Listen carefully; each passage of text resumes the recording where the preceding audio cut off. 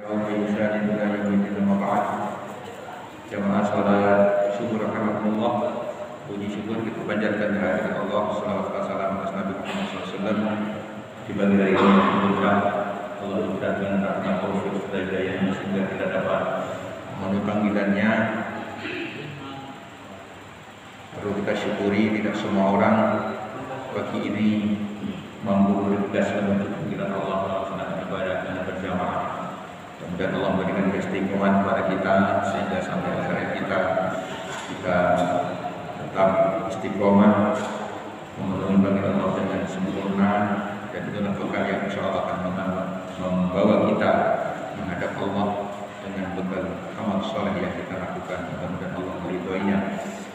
Hadirin jamaah sholat subuh rahimahullah beserta partisipan Zoom dimanapun berada. Hari ini saya biasanya mengisi lembar Ustaz Dr. Haji Azmi Ismail LCMA, karena beliau berhalangan akan digantikan lembar Ustaz Dr. Toha Ma'ruf MA yang mudah-mudahan bisa dibagi pada kesempatan pagi hari ini. Kami terpikir kalau di Madinah itu konon katanya kajian-kajian prasyaksyah itu sudah bisa dikonversi menjadi mata kuliah dan begitu ya. Nanti Mas Ayub ini mau nyetak kartu untuk sekaligus nanti memotivasi kita mengikut kajian di para ustaz-ustaz kita. Kajian umpamanya tadi malam Ustaz Ajaran Rauf, maka nanti jamaah yang hadir kartunya ditaruh di sini dipak, paling enggak menjadi introspeksi bagi kita berapa kali dalam setahun kita hadir ke rumah Allah yang mulia ini mengikuti kajian umpamanya begitu. Saran saya ini untuk memotivasi kegiatan TPA itu setiap setoran diparap oleh ustaz dan ustaznya. Dan ini mudah-mudahan kita semua ini yang tidak diberikan kesempatan kuliah di luar negeri, Al-Azhar, Qurtum University di Universitas Madinah, dan Bukhara. Paling enggak para guru-guru kita ini yang berstudi di luar negeri ini, paling enggak kita ngalap berkah pada kiai-kiai di kampung itu, ngalap berkah dengan guru-guru yang studi di luar. Paling tidak ini menambah wawasan ilmu kita dan motivasi. Oh, ternyata saya setahun ini hanya 25 kali uangnya. Nah, tahun depan kalau Allah kasih umur panjang nambah lagi, ditingkatkan, jangan turun. Ibadahnya, taklimnya, berjamaahnya. Nah, kalau kita kan nggak perlu angka kredit atau SKS nya nggak perlu penuhi. Yang penting SKS untuk menghadap Allah ini yang penting. Kemarin semalam saya diskusi di itu, mudah-mudahan ini menjadi motivasi bagi kita semua. Di IIP itu juga ada namanya mahasiswa mustamik. Saya teringat betul ketika menghadap almarhumah Profesor Dr. Huzaimah tadi yang dulu MA itu, saya masuk ke ruang beliau. Saya tanya, Prof, kalau saya ingin menjadi mahasiswa mustamik bisa enggak? Bisa, asal nanti kursinya masih ada kosong. Saya ingat betul itu menghadap beliau. Mustamik itu bayar tapi tidak perlu dituntut macam-macam. Nah, macam di sini kita jadikan menjadi mahasiswa mustamik. Jadi nggak perlu menyelesaikan makalahnya, setor tugas dari dosennya. Yang penting dia ngikutin perkuliahan saja. Jadi nggak ada tagihan, istilahnya Profesor Jalal itu nggak ada tagihan kepada mahasiswa. Nah, mudah-mudahan ini nanti menjadi motivasi bagi kita semua. Di nanti awal 1 Muharram itu kita mulai dengan masing-masing jamaah bawa kartu sekaligus memotivasi untuk tadarus juga yang kita dicetak. Mas Ayub, saya mau juz 1 sampai juz ini, hari ini juz 1 sampai juz ini. Nah, di situ nanti ada paraf juga, setoran Ustaz Salim. Baru sampai Al-Baqarah ayat 25 sudah lancar paraf. Ini mudah-mudahan motivasi kita semua. Tapi jangan gara-gara kartu itu terus bapak dan ibu nggak ke masjid, nggak bisa. Yang penting kita sambil lalu saja, sambil jalan saja, jangan jadi beban. Mungkin ini sebagai pengantar. Nanti silakan kepada jamaah yang menyampaikan pertanyaan atau pengalaman-pengalaman beliau selama 2 tahun nggak pulang. Ini bagi kita sangat-sangat luar biasa. Bagi anak-anak kita termotivasi. Satu aja ke Sudan 2 tahun nggak pulang. Kalau kalian kemudian ke Indonesia masih malas kuliah, itu sangat terlalu katanya. Tafadhol Pak Ustaz.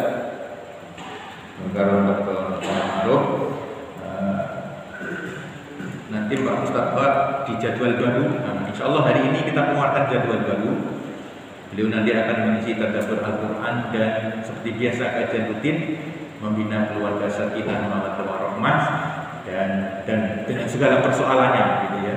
Membina keluarga sakinah mawaddah warahmah dan segala persoalannya. Mudah-mudahan nanti kajian baru kemudian jadwal baru ini memberikan semangat bagi kita di bulan Dzulhijjah ini, seperti teman-teman dari negara yang pulang haji, fitrah, mabrur, dan insya Allah kita dapat mengikuti saudara-saudara kita yang lainnya.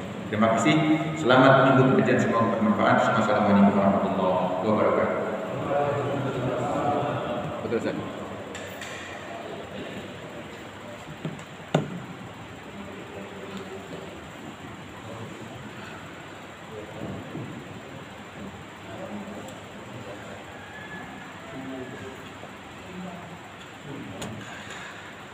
Assalamualaikum warahmatullahi wabarakatuh. Bismillahirrahmanirrahim. Alhamdulillahil wahidil qahhar al-azizil ghaffar muqawwidil laili 'alan nahar. Wassalatu wassalamu ala sayyidina Muhammad sayyidil mukhtar wa ala alihi wa ashabihil akhyar. Amma ba'du.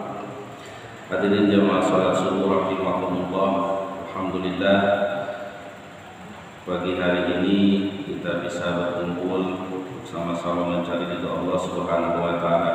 Mudah-mudahan segala amal ibadah yang telah sedang dan akan kita laksanakan diterima oleh Allah Subhanahu wa taala. Tak lupa salawat dan salam semoga tercurah atas Nabi kita Nabi besar Muhammad sallallahu alaihi wasallam. Untuk tema subuh kali ini insya Allah cerita-cerita saja, Berbagi pengalaman. Alhamdulillah, qadarullah, saya masih bisa berjumpa dengan hadirin semuanya setelah 2 tahun tinggal di Sudan.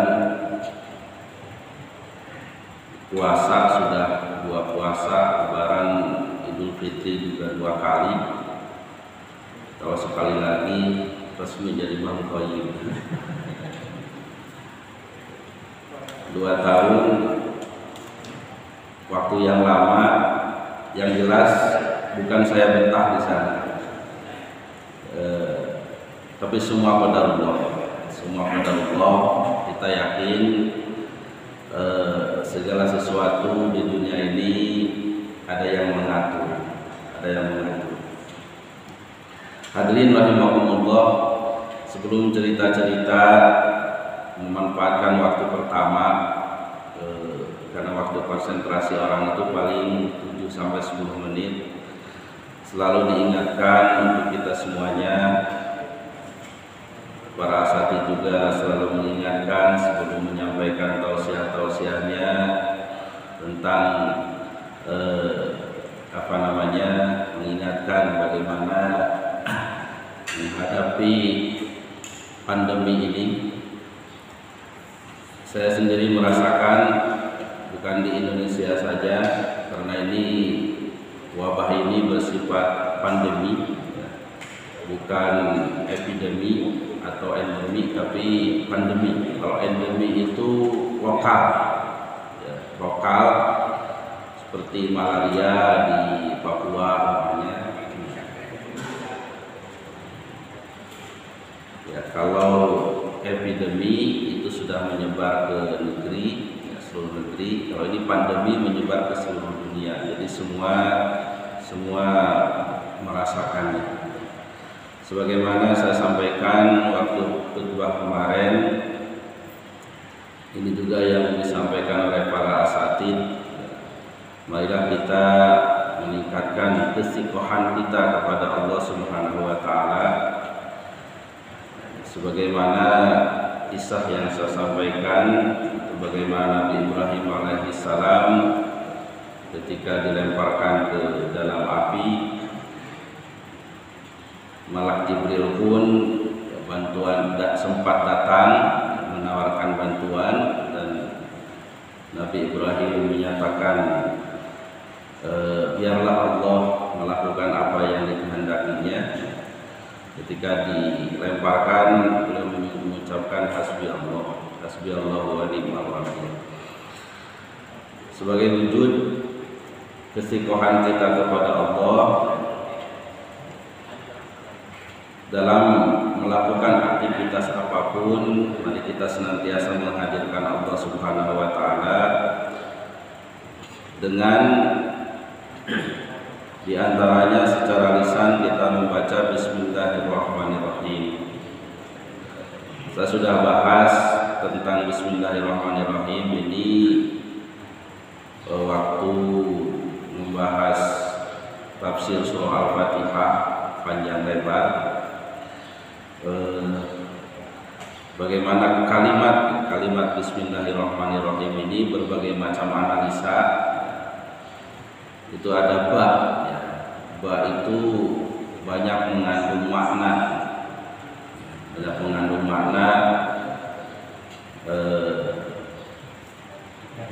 dalam tafsir Ma'rifatul Quran itu paling tidak ada 3 terkandung dalam ba itu. Yang pertama ilsaq, jadi kedekatan kita dengan Allah Subhanahu wa taala. Kemudian dimaknai juga dengan isti'anah, kita minta tolong kepada Allah Subhanahu wa taala. Kemudian satu lagi di situ ada minta barokah kepada Allah Subhanahu wa taala. Karena kullu amrin di balin la yubda'u bismillahirrahmanirrahim bahwa aqta'u ajdam. Kama qala sallallahu alaihi wasallam. Segala sesuatu yang baik yang tidak diawali dengan bismillahirrahmanirrahim itu terputus, ya, banyak diartikan diberi makna ada barokah, tidak ada barokah. Jadi ketika membaca bismillahirrahmanirrahim dalam bahasan ya dulu itu panjang lebar, ini secara jumlah ini tidak memenuhi sebuah kalam. Di jumlah itu ada ismiyah, ada fi'liyah. Di sini tidak ada mubtada, tidak ada khobar, tidak ada fi'il, tidak ada fa'il. Tapi justru ini ditempatkan, ya, kalau di Al-Quran di awal surah ketika melakukan sesuatu pekerjaan itu membaca Bismillahirrahmanirrahim. Dan di sini banyak yang membahas ba itu ada ta'alluqnya, ada hubungannya. Intinya ketika kita mau makan ta'alluq ba itu kepada makan. Jadi ketika mau makan hakikatnya ya Allah saya mau makan dengan menyebut nama Allah yang Maha Pengasih lagi Maha Penyayang dengan makna yang tadi. Di antaranya minta pertolongan, minta kebarokahan supaya yang masuk ke dalam tubuh ini barokah. Barokah itu ziyadatul khair, tambah kebaikan, bukan jadi penyakit. Dan lain sebagainya, termasuk memegang HP, megang daun pintu dan sebagainya. Kita minta pertolongan kepada Allah Subhanahu wa taala. Karena manfaat dan madarat, khair dan syar itu ada yang kita ketahui, ada yang tidak kita ketahui. Sebagaimana doa kita, apa itu doanya? Allahumma inna nas'aluka minal khairi kullihi ajilihi wa ajilihi ma'alimna minhu wa ma lam na'lam. Jadi kebaikan itu ada yang diketahui, ada yang tidak diketahui. Begitu juga wa a'udzuka minasyarri kullihi ajilihi wa ajilihi ma'alimna minhu wa ma lam na'lam. Aku berlindung kepadamu dari berbagai macam keburukan yang diketahui dan yang tidak diketahui. Makanya kita menyandarkan segala sesuatu itu kepada Allah Subhanahu wa taala. Baik, ini hanya mengingatkan kepada kita semuanya, termasuk yang saya ingatkan kemarin tentang sunnah-sunnah yang bukan saja sebagai bukti cinta kita kepada Allah, kemudian dalam hadisnya mengundang pertolongan Allah Subhanahu wa taala, juga di sini dalam sunnah-sunnah ini adanya upaya preventif dalam Islam untuk menjaga kesehatan kita. Kemarin juga sudah dibahas masalah qiyamul lail, tahajud. Itu memang ada penelitiannya, diantaranya Dr. Muhammad Soleh yang melakukan penelitian. Beliau backgroundnya S1 S2-nya bukan dokter, tapi S3-nya ngambil kedokteran. Yang ditelitinya pengaruh qiyamul lail, sholat malam di sebuah pesantren kepada santri-santri yang qiyamul lail dan yang tidak qiyamul itu diperiksa pagi harinya, bagaimana tekanan darahnya dan sebagainya. Ya, ternyata menunjukkan yang melaksanakan qiyamul lail itu lebih sehat. Kemudian sering juga kita diingatkan istinsyaq, ya, masukkan air ke dalam hidung, kemudian istinsyaq dikeluarkannya, kemudian membaca Al-Quran, zikir kemarin panjang lebar tentang zikir. Marilah kita amalkan ya, semua sunnah-sunnah ini ya, sebagai bukti cinta kita kepada Allah dengan mengikuti sunnah Rasulullah SAW. Kemudian itu juga yang akan mengundang pertolongan Allah Subhanahu wa taala. Hadisnya sudah saya sampaikan. Kalau kisah-kisah sangat banyak sekali, seperti ketika perang salib, Salahuddin Al-Ayyubi itu malam-malam keliling kemah-kemah tentaranya. Ketika dilihat ada satu kemah itu yang lagi sholat qiyamul lail berjamaah, beliau menyatakan inilah kemah-kemah yang mengundang pertolongan Allah Subhanahu wa taala. Hadirin kaum muslimin rahimakumullah, selanjutnya cerita-cerita sedikit Sudan dan saya sendiri. Sebagaimana disampaikan tadi, bukannya betah 2 tahun tuh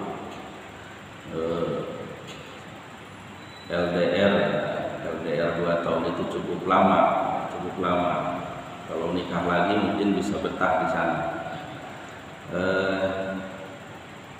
Keadaan Sudan setelah revolusi ya, atau secara umum lah sebelum revolusi itu memang terkenal ya, Presiden Bashir ya, walaupun sedikit diktator ya, tapi baik terhadap dunia Islam, sehingga diantaranya ya banyak memberikan beasiswa, kemudian negara-negara Arab ya, ada namanya Majelis Umana, negara Arab itu memberi bantuan kepada Universitas Afrika dan sebagainya itu dengan gampang, tidak ada melalui intervensi pemerintah. Nah, sisi lain terhadap hukum juga di Sudan itu hukumnya hukum Islam, potong tangan masih ada. Saya pun beberapa kali diskusi sama hakim-hakim di sana masih ada. Kemudian hukum kisos juga ada. Terakhir yang ada di berita itu viral itu ada seseorang yang dibunuh oleh kalau nggak salah 32 orang berlaku dengan hukuman idam. Idam itu dibunuh. Dan 4 lagi hukuman penjara. Itu masih berlaku. Kemudian karena kedekatan dengan dunia Islam ini, ya, memang Amerika ya gerah juga dan ya, secara ringkas saja Sudan itu diboikot secara ekonomi. Tapi walaupun diboikot ya, masih bertahan, masih kuat. Kemudian Sudan Selatan yang kaya dengan minyak juga dipisah kayak timur kita. Nah, di antara dampak dari pemboikotan ini memang untuk keluar masuk ya, karena memang kebutuhan ekspor impor itu tidak melalui pemerintah tapi melalui swasta. Dan disitulah ada semacam permainan di mana-mana juga. Jadi orang-orang partai dari Bashir ini dicerita teman memang pada main begitu, dan disinyalir banyak korupsi. Di partai Bashir itu ibaratnya kalau di kita Golkar dulu. Nah, kemudian karena banyak korupsi, terjadilah secara ringkas kemarin itu Saurah, revolusi, sehingga Bashir secara ringkas turun.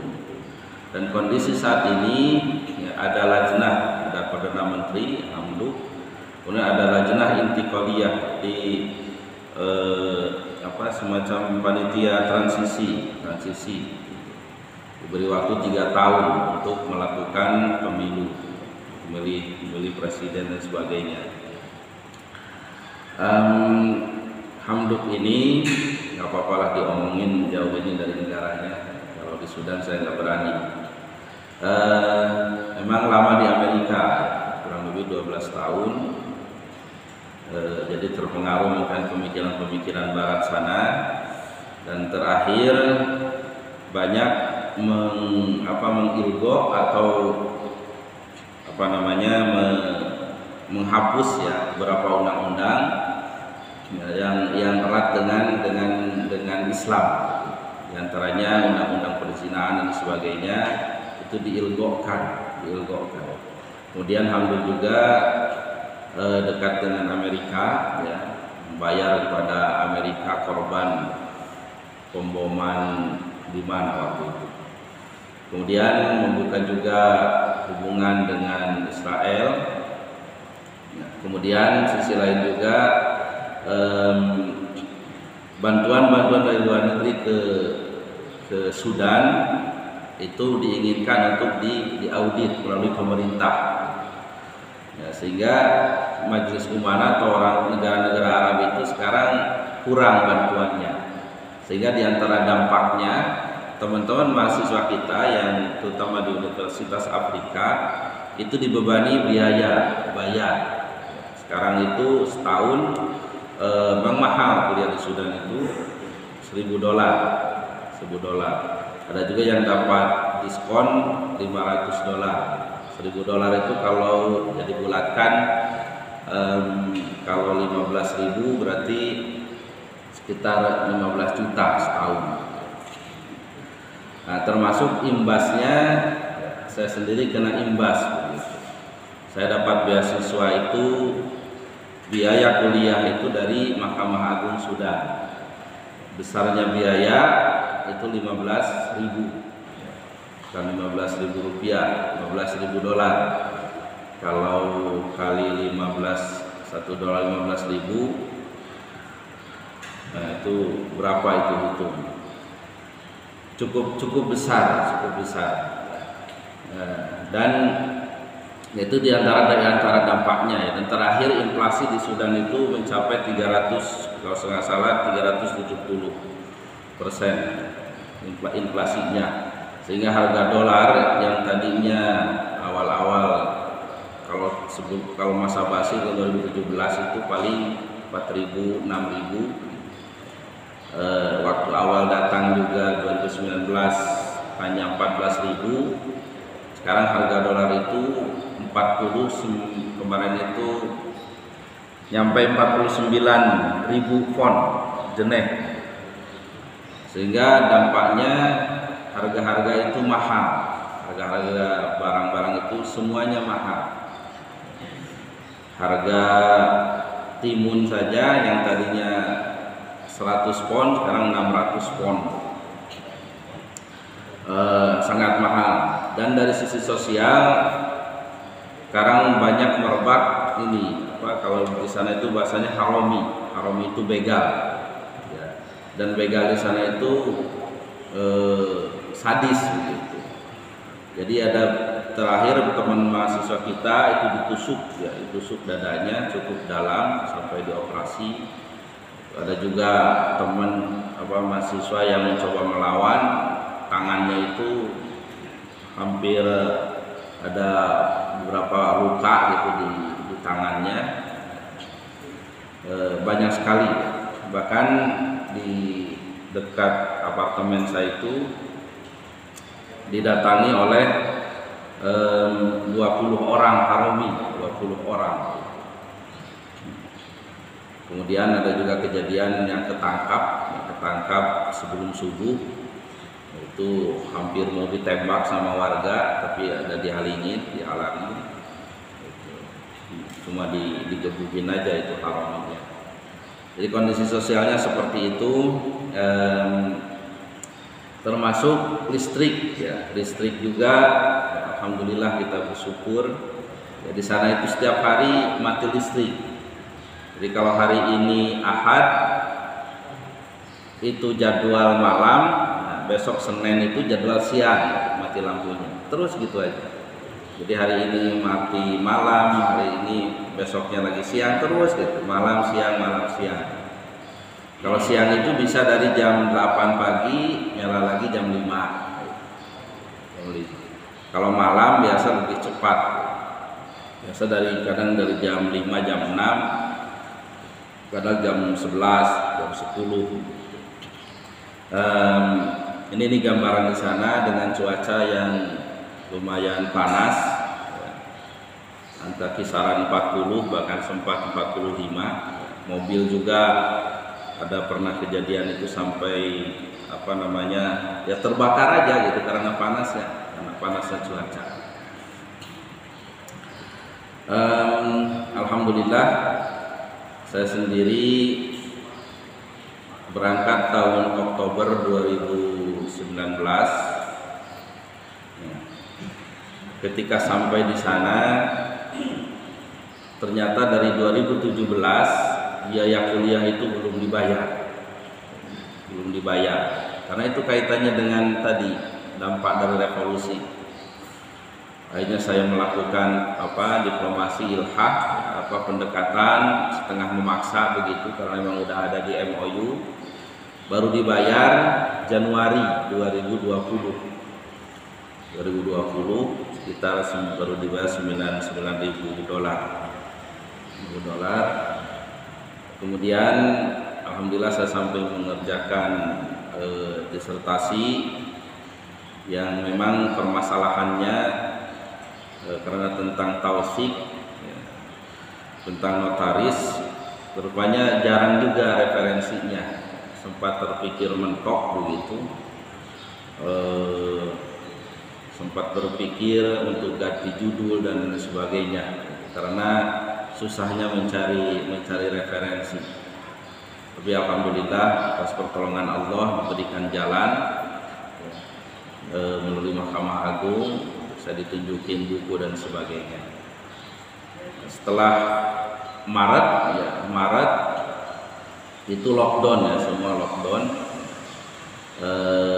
Alhamdulillah saya punya pembimbing baik, beliau lulusan Al-Azhar, S2 S3-nya Al-Azhar. Beliau lulus Al-Azhar itu tahun 78 itu saya baru lahir, beliau udah doktor di Al-Azhar, jadi sudah sepuh banget. Saya bisa konsultasi ke rumahnya.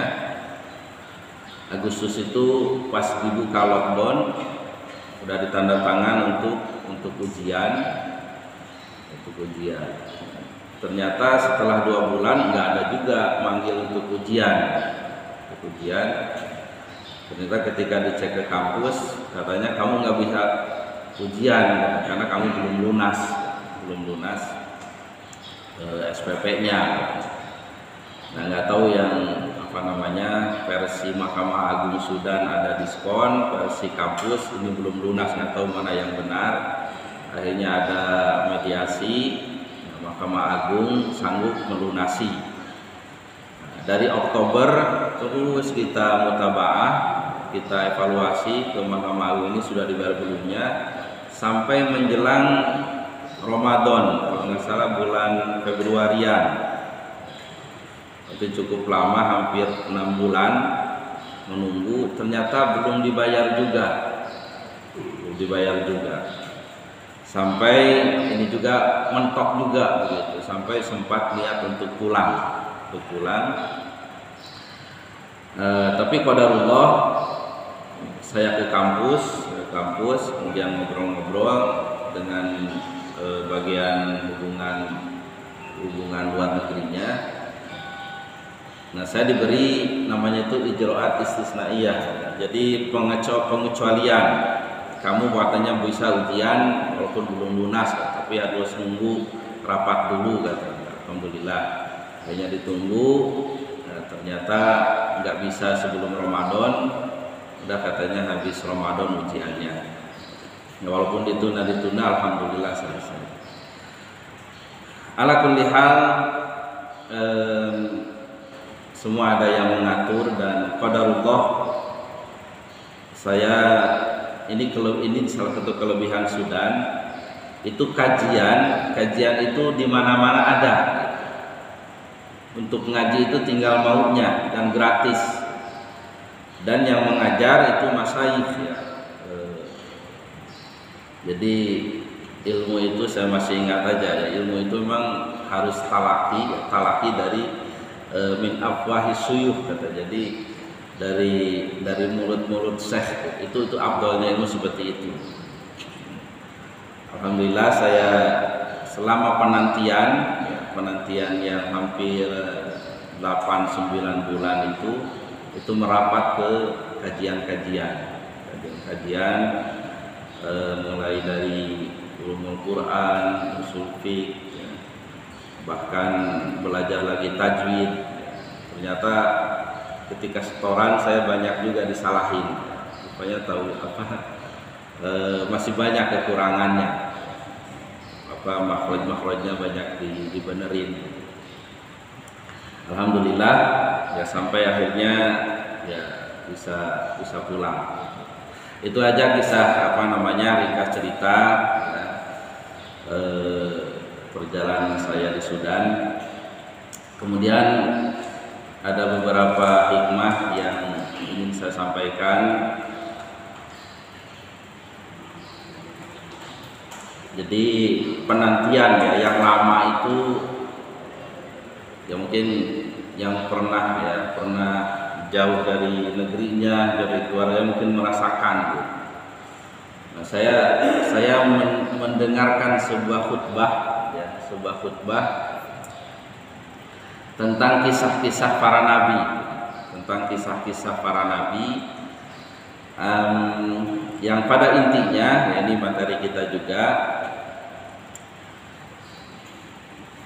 Dalam Al-Quran itu terbagi 3. Yang pertama akidah, yang kedua hukum, dan yang ketiga itu kisah. Jadi porsi kisah itu sampai sepertiga Al-Quran.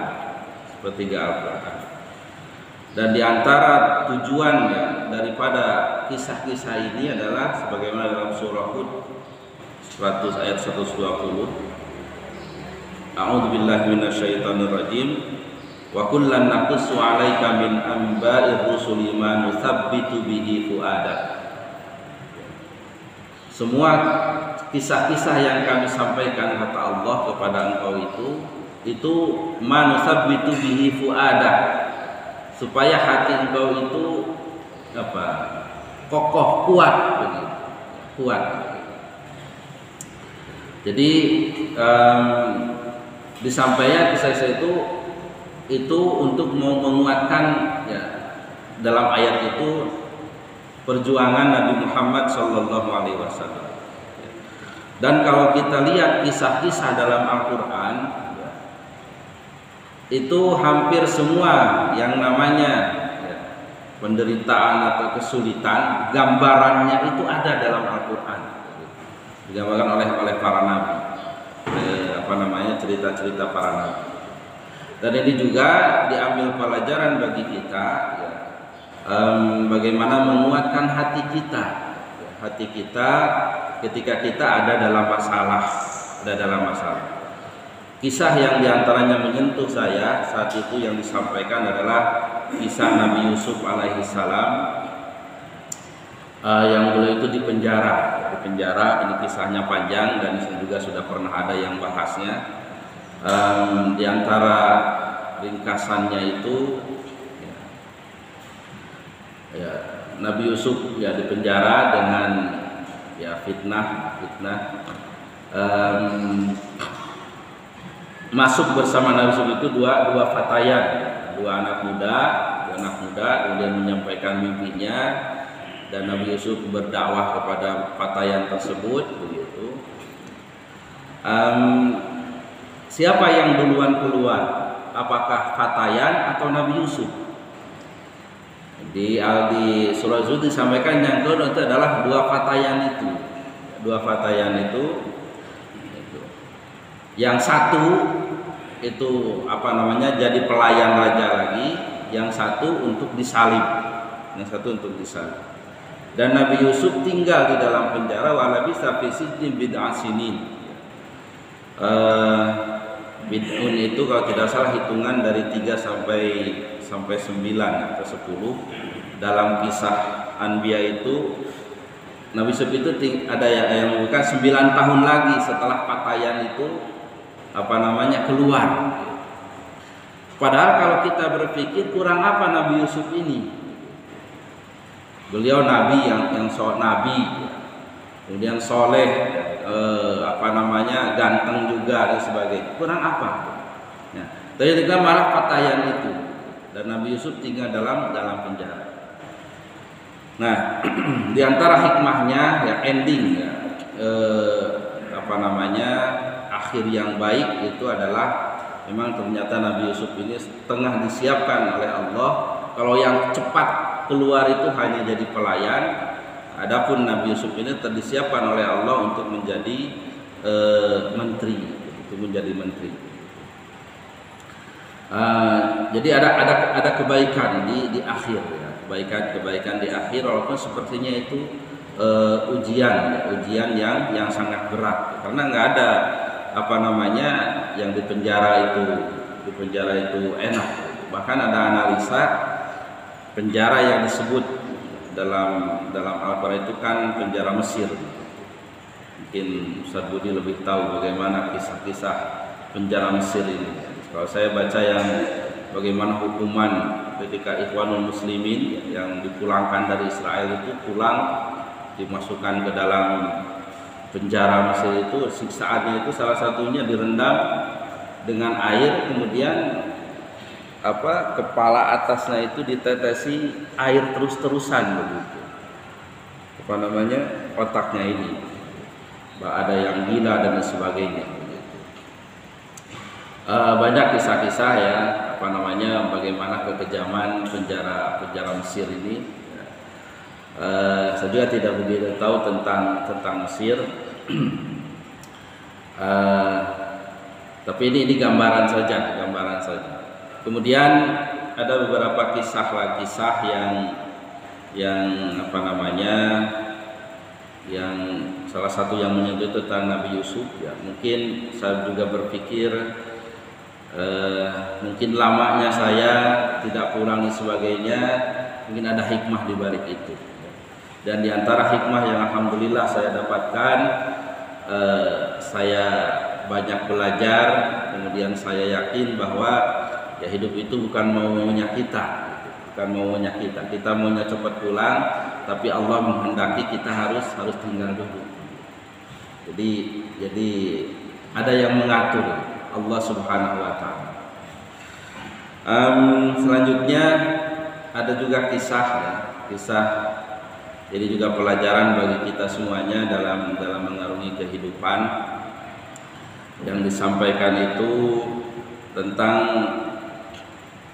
yang mandul, istri yang mandul, yang tidak punya anak. Salah satunya Siti Sarah, istri Nabi Ibrahim, yang pada akhirnya dikasih setelah usia sepuh, ya, dikaruniai Nabi Ishak. Kemudian salah satunya lagi Nabi Zakaria juga sama, tidak sampai usia tua, ya, belum dikaruniai anak oleh Allah Subhanahu wa taala. Jadi mungkin ada di antara kita yang belum dikaruniai anak dan sebagainya, atau sampai tua tidak juga dikaruniai anak begitu. Ya, para nabi pun sama. Ada yang diberi ujian oleh Allah itu tidak dikaruniai anak. Sebelum membahas itu, ya, secara umum, ya, hidup ini, ya, tidak ada yang lepas dari ujian dari Allah Subhanahu wa taala, ya. Nanti itu salah satu contoh saja, ya. Semua hidup kita ini ujian. Saya baca di Tadabbur Al-Qur'an, ringkasan surah Al-Ankabut, ya. Dan nanti insya Allah baca kita Tadabbur Al-Quran itu bagaimana hubungan, ya, awal surat dengan akhir surat, dengan isi surat dan sebagainya. Itu di ayat keduanya tentang ujian. A'udzubillahi minasyaitonirrajim. Ahasiban nasu ayyutraku ayyaqulu amanna wa hum la yuftanun. Itu tentang ujian. Jangan mengira yang menyatakan beriman itu tidak akan diberi ujian, semua akan diuji. Dalam surah Al-Baqarah, walanabluwannakum bisyai'in minal khauf wal ju' wa naqsin minal amwali wal anfusi was samarat wa basyiris sabirin. Sungguh akan diberi ujian dengan khauf, ya, ketakutan. Seperti sekarang kita ini memang Allah memberikan ujian kita ketakutan, wal ju', kelaparan, wa naqsin minal amwal, kurangnya harta, wal anfus, ya, kurang jiwa itu. Jadi banyak orang-orang yang kita sayangi, kita cintai itu diambil oleh Allah Subhanahu wa taala. Itu ujian dari Allah. Masamarat, kurangnya buah-buahan, wa basyiris sabirin, tapi beri kabar gembira orang-orang yang sabar. Itulah hidup. Hidup kita ini memang untuk diuji oleh Allah Subhanahu wa taala. Nah, kaitannya nama surat dengan awal bahasan surat Al-Ankabut, itu ujian itu ibarat sarang laba-laba. Itu disebutkan seperti itu, sarang laba-laba. Di sarang laba itu kan pertama bulatan kecil, besar gitu. Ujian itu seperti itu, mulai yang kecil, besar terus. Ya, sampai kita meninggal dunia terus diuji oleh Allah Subhanahu wa taala. Jadi supaya kita tahu posisi kita itu sedang diuji oleh Allah Subhanahu wa taala, dan apa yang harus kita lakukan,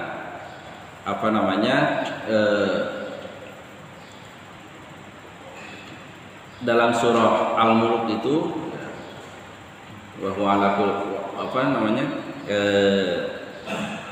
alladzi khalaqal mauta wal hayata liyabluwakum ayyukum ahsanu amala. Bagaimana kita diberi ujian itu beramal yang ahsan, yang baik.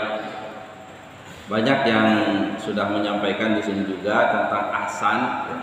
Jadi bukan aksar tapi ahsan.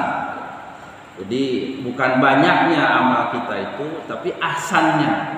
Itu ahsannya. Bagaimana amal itu sesuai dengan tuntutan beramal. Yang pertama ikhlas, yang kedua sesuai dengan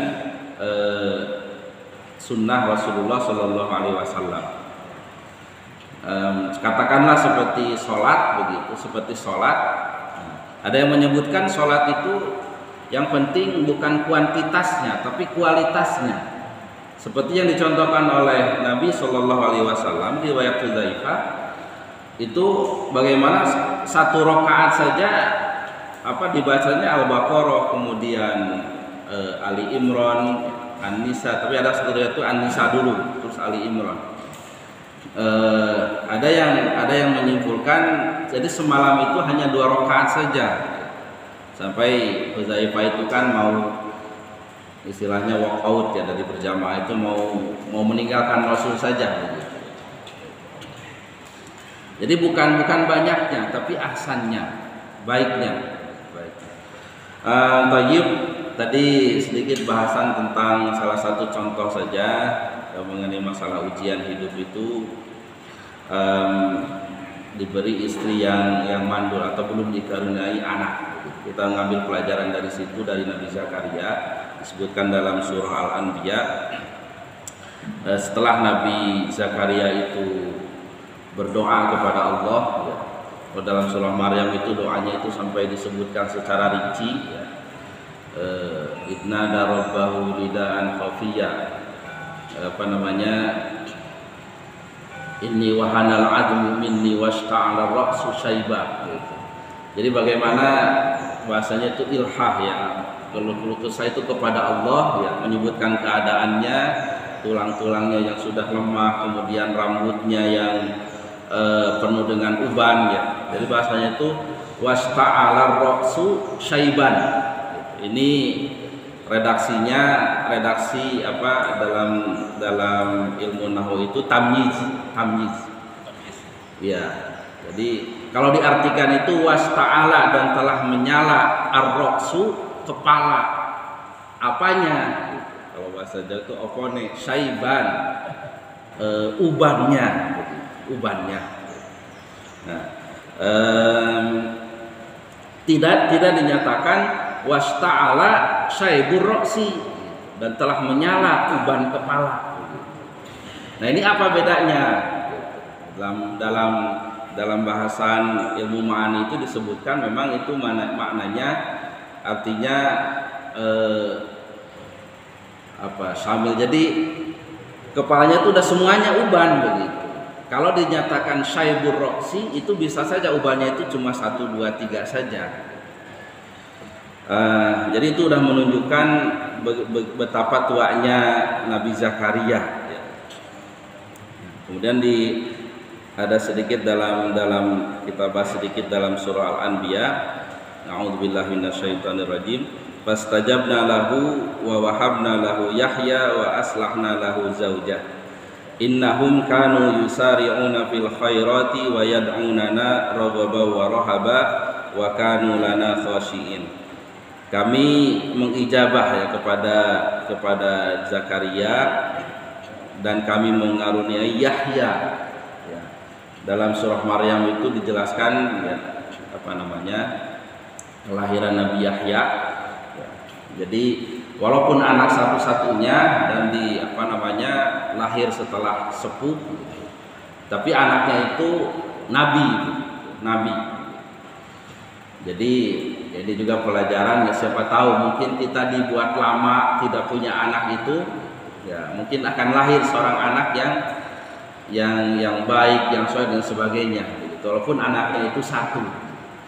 Bahkan Nabi Yahya ini kan yang diberi keselamatan oleh Allah,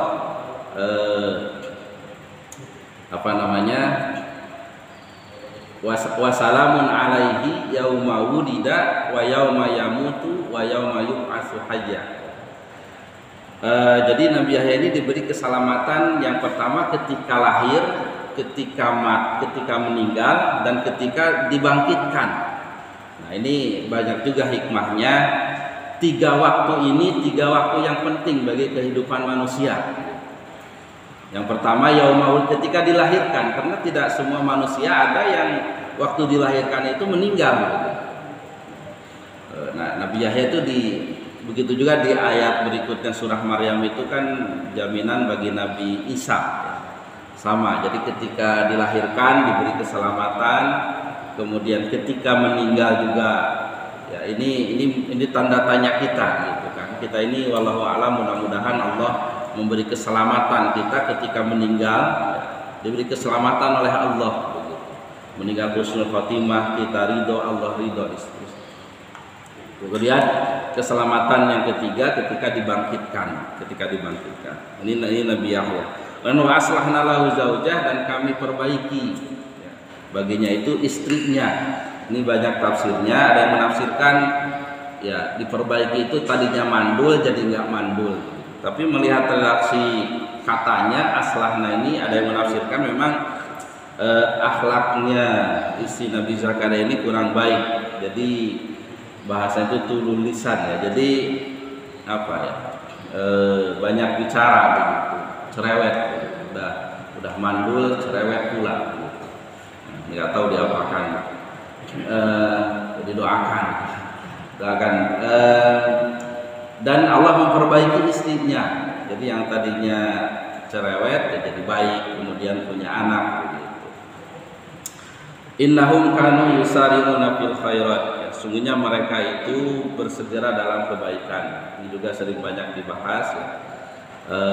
Bagaimana musara'ah ya, fil khairat. Ini juga dalam Al-Qur'an kita dianjurkan berlomba-lomba dalam kebaikan.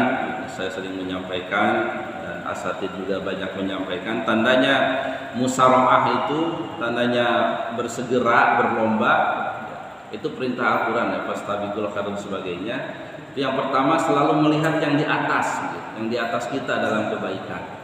Kenapa orang bisa baca Quran sehari 1 juz umpamanya? Kenapa orang bisa berjamaah? Kenapa dan sebagainya? Yang dia itu yang di atas kita, kemudian ya targetnya itulah target yang maksimal, artinya target kita itu apa? Kalau bisa ya mendekati Nabi begitu, ya berusaha ke situ.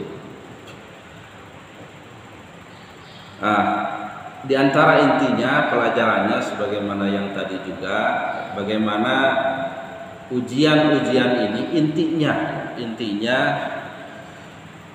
dengan adanya ujian ini kita itu bagaimana lebih dekat kepada Allah Subhanahu wa taala. Apapun ujian yang menimpa kita lebih dekat kepada Allah Subhanahu wa taala. Ini yang harus kita upayakan, terlebih di masa sekarang ini. Bagaimana ujian-ujian, ketakutan dan sebagainya itu lebih membuat kita itu lebih dekat kepada Allah. Ya salah satunya dengan terus meningkatkan amal-amal ibadah yang kita laksanakan. Kemudian wayad'unana raghaban wa rahaba, mereka selalu berdoa kepada kami dengan raghaban itu cinta, rahaban itu takut. Jadi menyampurkan antara khauf dan roja. Ya, berharap rahmat Allah, takut siksaan Allah begitu. Ya. Selalu berdoa dengan menghadirkan Allah dengan berbagai macam kekurangan dirinya, kebesaran Allah Subhanahu wa taala yang menghadirkan rasa takut kepada Allah, tapi juga rasa cinta kepada Allah Subhanahu wa taala. Ini juga yang patut kita kerjakan ya. Ketika kita diuji oleh Allah Subhanahu wa taala, terus berdoa meminta kebaikan kepada Allah Subhanahu wa taala. Wa kanu lana khashiin, dan mereka itu khashiin kepada kami itu khusyuk. Ya mutadzalilin, merendah diri kepada Allah Subhanahu wa taala. Ada juga yang yang menafsirkan khashi ini khaufan dai, menjadi ketakutan yang terus-menerus kepada Allah dalam hati begitu. Menghadirkan ketakutan dalam hati. Jadi merendah diri kepada Allah Subhanahu wa taala. Hadirin rahimakumullah, itu diantara pelajaran bagi kita semuanya, diantaranya dari kisah-kisah yang ada dalam Al-Qur'an. Sebagaimana disampaikan tadi ya, ujian-ujian yang menimpa kepada manusia ini ada contoh-contohnya ya. Bagaimana orang yang sakit seperti Nabi Ayub, begitu juga yang diuji dengan kekayaan dan sebagainya, Nabi Sulaiman dan sebagainya, yang yang mandul, kemudian yang anaknya mungkin nakal dan sebagainya ya. itu tuh gambarannya ada. Ya. Begitu juga ada yang diuji oleh Allah, istrinya yang kurang baik begitu. Ya, itu diabadikan dalam Al-Quran. Itu isi Nabi Nabi Lut dan Nabi Nuh. Yang walaupun berdampingan dengan hamba Allah yang soleh, Nabi, tapi tetap tidak Allah menakdirkan tidak baik sebagai ujian bagi mereka. Ya, saya juga ada buku kemarin, buku baru ya, bukunya itu dari Mesir, As-Sabru 'ala Zaujat. As-Sabru 'ala Zaujat ini sebenarnya bagusnya dalam membina keluarga sakinah. Ya. Jadi sabar menghadapi istri ya. Ya, ini rahasia para suami. Jadi harus sabar. Di situ banyak disampaikan bagaimana para nabi ya, para sahabat kurang apa mereka itu ya. Para ulama itu disampaikan, bahkan ada yang seorang ulama itu karena senangnya baca buku semalaman gitu, istrinya dibiarkan gitu. Pas sholat subuh ke masjid kok bau sesuatu yang terbakar gitu. Rupanya bukunya itu dibakar sama istrinya. Ada juga ulama itu yang sampai diusir begitu dari rumahnya, tidur di luar rumah. Kita kan alhamdulillah walaupun cekcok sebesar apapun, kayaknya belum pernah ada yang tidur di rumah, ada di pos kamling. Itulah ujian-ujian dalam hidup. Ya. Yang jelas intinya bagaimana ujian itu lebih mendekatkan diri kita kepada Allah. Kemudian kita terus berdoa kepada Allah Subhanahu wa taala, minta kebaikan.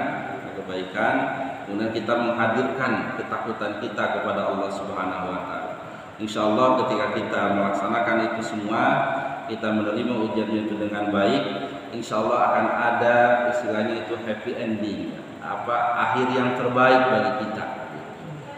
Kalau yang mandul dikali anak yang soleh dan sebagainya, insyaallah Allah akan memberikan itu semua. Dan terakhir insyaallah ketika kita baik dalam menghadapi ujian ini, Allah akan memberikan kita surganya di akhirat nanti, insyaallah. Mungkin itu saja yang saya sampaikan. Mudah-mudahan ada manfaatnya. Mohon maaf atas segala kekurangannya. Kalau ada yang salah silakan untuk diluruskan. Kalau ada permasalahan silakan didiskusikan. Ya, kita mohon berbagi informasi, berbagi pengalaman selama bertahun di bidang yang Bapak dan Ibu jamaah dan penerima mengerti. Sebelum ada yang bertanya, insya Allah mulai hari ini bagus kita menyambut satu malam ini jadwal baru kita launching. Ada beberapa tambahan kajian seperti biasa ya. Saya ulang lagi hari Senin Ustaz Jahanto mengaji hikmah tasyrik lanjut setiap Senin ke setiap Ahad kedua. Senin Ahad kedua beliau Ahad kedua itu Ustaz Saluddin Bujani Muhammad LC. Ahad ketiga ini kita kali satu ini terkait dengan sirah nabawiyah. Kemudian ahad ke satu dan keempat di hari Senin ini kita tahu bahwa jenis mengenai SMA Nabi tadi. Kemudian Selasa ahad pertama dan ketiga zat berbeda terkait dengan akidah. Kemudian ahad kedua Dr. Munawir Muhtadi sama dengan Muhammadiyah. Kemudian Selasa ahad keempat itu Dr. SMA matematik pelajaran terakhir. Kemudian Rabu 1, 2 dan 4 ini Dr. Mahmud MA dengan Hidayah Mustahil.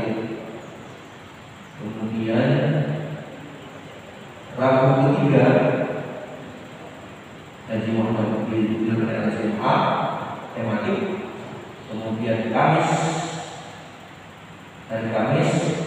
Ustaz Mahali dan saya, kemudian Jumat 1 dan 3 Ustaz Agus Marjoko dan Menteri Nasrul 3. Kemudian Jumat keempat Haji Muhammad Budi dan SMA MAT. Kemudian Ahad kedua Dr. Haji Faisal Ahmad Umar. Kita ada aplikasi yang memiliki tasawuf. Kemudian Sabtu pagi ke-1 Haji Muhammad Budi Donasi Tafsir Al-Qurtubi. Kemudian Sabtu kedua Ustaz Marjoko Tafsir Jalalain. Kemudian ketiga Tafsir Jalalain. Kemudian Ustaz Dr. Nusuf Siddiq SMA bikin akad ke-4 Sabtu. Kemudian Ustaz Ali Mahfud Ustaz Adnan Arif dari Azhar Mahfud Bidayah Mustahid. Kemudian Ustaz Dr. Fatoni Tafsir Al-Qasir. Dan kemudian Ustaz Toha Mahfud itu setiap Ahad pagi, Ahad kedua dan keempat terkait dengan tanda Al-Quran dan kemudian luar biasa yang berdoa. Yang tambah baru adalah Dr. Asyad Al-Mahfud mengampu kitabnya Baju Hamidi. Ini kita bahas juga. Kemudian yang Ahad keempat setiap Ahad malam mungkin akan terus menjadwal para kita yang dari luar. Dan kemudian untuk bagi jamaah yang sholat Al-Quran nanti dengan Ustaz Haji Muhammad Salih Ghazali Sabtu dan Ahad. Kemudian bagi yang Pak Ahad itu setiap Selasa dan Kamis, tentunya ini di kediaman beliau di pengajian dan beliau juga Haji Muhammad Salih Ghazali dan Ustaz yang ada di Al-Quran. Ini Bapak dan Ibu jamaah yang dirahmati Allah, jadi insyaallah hari ini sudah kita mulai laksanakan. Jadi insyaallah kita sampaikan kepada para guru kita yang melakukan kajian ini.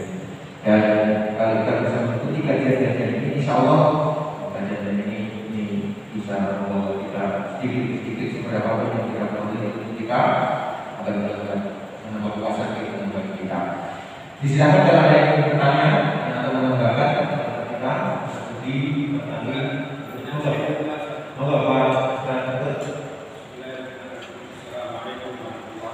Waalaikumsalam warahmatullahi wabarakatuh. Alhamdulillah, guru kita sudah datang. Alhamdulillah sudah berada di kita. Yang beliau tinggalkan ketika dia meninggalkan masjid kita ini adalah satu pesantren. Ya. Kita, karena dengan kita kami hidup ke dalam pesantren melalui satu mukawaf ini. Ya. Itu aja. Ya baik. Setuju Ustaz. Kemarin sudah kita sudah diskusi